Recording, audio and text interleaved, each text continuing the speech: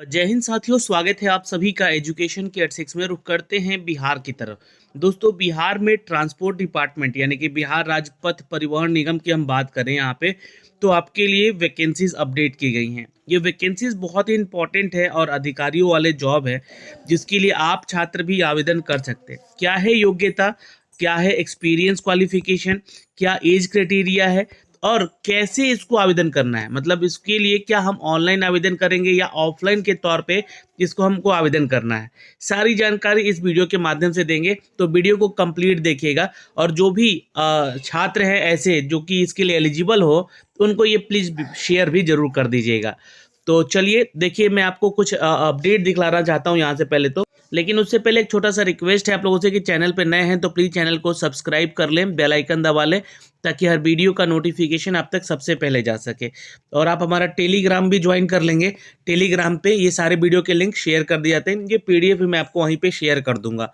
देखिए यहाँ पे जो है बिहार राज्य पथ परिवहन निगम जो है, यहाँ पे ये वैकेंसीज अपडेट की है। और ये आपको एड्रेस नोट कर लेना होगा, बिहार सरकार उपक्रम परिवहन भवन फुलवारी शरीफ पटना। अब क्यों ये एड्रेस आपको नोट करना है, क्योंकि आपको यहाँ पे ऑफलाइन के तौर पे ये जो है अप्लाई करना है। अच्छा, यहाँ पे एक चीज़ और बता दूं कि ये जो अपडेट है, ये 2 पद के लिए निकाले गए हैं। एक तो लेखा पदाधिकारी जो कि वरीय अंकेक्षण है, और दूसरा लेखापाल के लिए। तो कितने कितने पद की वैकेंसी है, तो बिहार राज्य पथ परिवहन निगम परिवहन भवन फुलवारी शरीफ पटना के द्वारा निम्नलिखित पदों पर संविदा के आधार पर यानी कि कॉन्ट्रैक्ट के आधार पर ये जो है नियोजन की प्रक्रिया होने वाली है। आवेदन जो है आपको बता दें कि आवेदन पत्र आमंत्रित किया जाता है। यह नियोजन योगदान की तिथि से 1 साल के लिए किया जाएगा।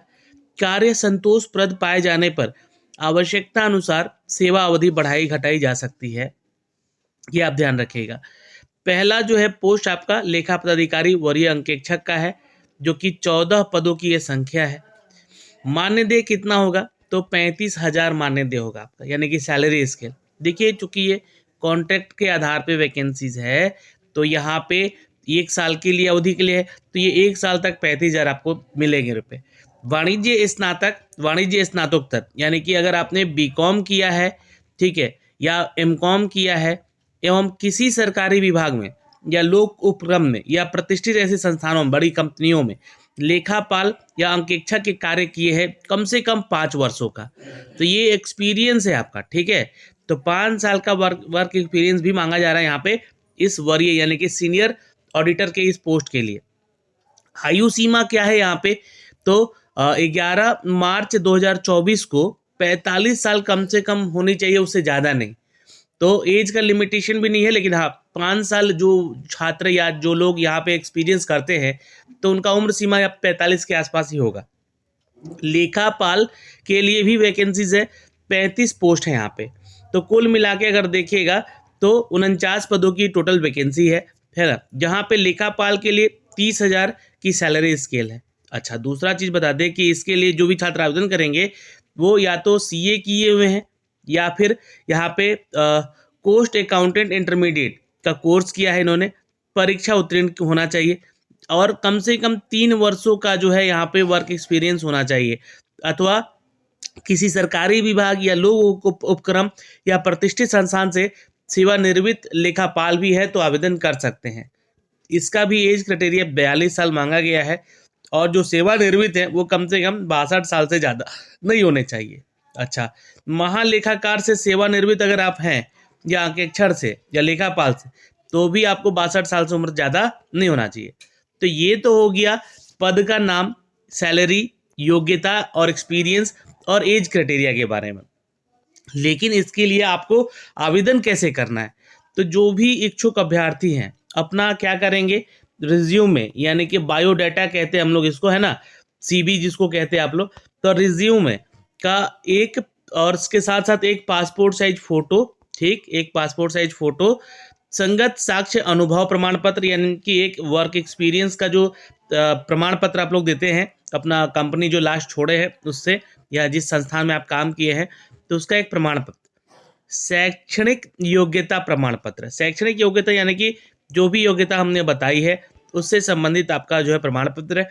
और अभी स्व प्रमाणित करके, अभी प्रमाणित करने के साथ, यानी कि सेल्फ अटेस्ट करके आवेदन पत्र निगम मुख्यालय परिवहन परिसर फुलवारी शरीफ पटना। देखिए ये जो आपको एड्रेस हमने दिया है, ये एड्रेस जो आपको मैंने बोला था कि इसको नोट कर लीजिएगा, इसी जगह पे आपको जाना है और यहाँ पे जो है अपना 11 मार्च 2024 के अपराह्न 3 बजे तक, शाम के 3 बजे तक स्वयं जमा कर सकते हैं, या तो आप निबंधित डाक से भी इसको भेज सकते हैं, है ना, पोस्ट कर दीजिएगा। लेकिन 11 मार्च से पहले आपको जो है इसको अप्लाई कर देना है। तो ये आप समझिए how to apply for this post. यह लेखापाल और लेखा पदाधिकारी वरीय अंकेक्षक के पोस्ट के लिए कैसे आवेदन करना है, आपको समझ गए चीज़ों को। अलग अलग पद के लिए अलग अलग आवेदन देना होगा, ये ध्यान रखिएगा।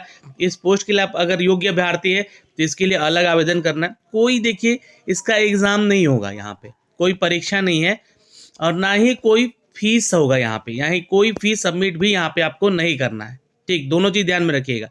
लेखापाल का 35 पोस्ट है और लेखा पदाधिकारी यानी कि वरीय अंकेक्षक का यहाँ पे टोटल 14 पोस्ट है। तो अलग अलग दोनों के लिए आवेदन करना है, ना तो कोई परीक्षा है ना ही कोई फीस है। अच्छा, यहाँ पे ध्यान रखिएगा, जब आपका सिलेक्शन मतलब शॉर्टलिस्ट किया जाएगा, मान लीजिए कि आप लोगों ने यहाँ पे सिलेक्शन ले लिया और शॉर्टलिस्ट किया गया, तो हाँ आपको एक इंटरव्यू कॉल के लिए बुलाया जाएगा। इंटरव्यू कॉल में क्या पूछा जाएगा आपकी शैक्षणिक जो लास्ट आपकी शैक्षणिक योग्यताएं हैं उनसे संबंधित, या तो आपके जो वर्क एक्सपीरियंस है जिस संस्था में या प्रतिष्ठित किसी सरकारी विभागों में, तो उनसे रिलेटेड सवाल आपसे पूछे जाएंगे कि आपने क्या किया है, किस तरह का काम किया है। क्योंकि इनको जिस तरह से बिहार राज्य पथ परिवहन निगम के लिए या परिवहन भवन के लिए इनको रिक्रूटेड पर्सन चाहिए, तो वैसे ही वो लोग यहाँ पर रिक्रूट करेंगे। तो यहाँ पे उनके लिए बस उतना ही, बस एक HR राउंड का मान के चलेंगे कि यहाँ पे एक होगा इंटरव्यू, जिसमें कि इनकी सैलरी वगैरह भी पूछी जाएगी क्या रहा है, बशर्ते कि यहाँ पे संविदा के आधार पे नौकरी है, कॉन्ट्रैक्ट के आधार पे नौकरी है, इसलिए ये सैलरी फिक्स करके इनको दी जा रही है और ये सिर्फ 1 साल के लिए। हाँ, अगर कार्य संतोषजनक रहा आगे चलकर तो इनको जो है रेगुलर भी किया जाएगा। ठीक है, मतलब कि 1 साल का बढ़ाकर 3 साल हो जाएगा या 4 साल हो जाएगा या 5 साल भी कर देंगे। हाँ, एज लिमिटेशन भी देखा जाएगा, क्योंकि बहुत सारे लोग सेवानिवृत्त वाले भी अगर आवेदन करते हैं तो भाई ज़्यादा अगर दिन तक सक्षम नहीं है वो आवेदन करने को लेकर, तो ये क्या करेंगे, इनको यहाँ से हटा सकते हैं। लेकिन वैसे लोगों को रिक्रूटमेंट भी किया जाएगा जो कि 45 साल या 49 साल के आसपास के एज में लिमिटेशन में आते हैं, तो वो ज़्यादा दिन तक काम कर सकते हैं, तो वैसे लोगों को भी ज़्यादा यहाँ पे रिक्रूट किया जा सकता है। तो ये सारी जानकारियाँ हैं। बाकी विस्तृत जानकारियों के लिए आप इसका ऑफिशियल वेबसाइट विजिट करते रहें, वहाँ पे इनके लिस्ट भी दिए जाएंगे जो शॉर्ट लिस्ट किए जाएंगे।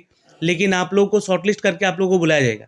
जो रिज्यूमे आप तैयार करोगे उसमें अपना फ़ोन नंबर, अपना ईमेल आईडी ज़रूर दे दीजिएगा ताकि वो आपसे कॉन्टेक्टेबल हो सके। तो इस वीडियो में इतना ही, और ये एक अपडेट है ऑफिशियल, और ये अपडेट जो है मैं आपको शेयर कर दूंगा अपने टेलीग्राम पे भी, आप वहाँ से इसको देख सकते हैं। जय हिंद।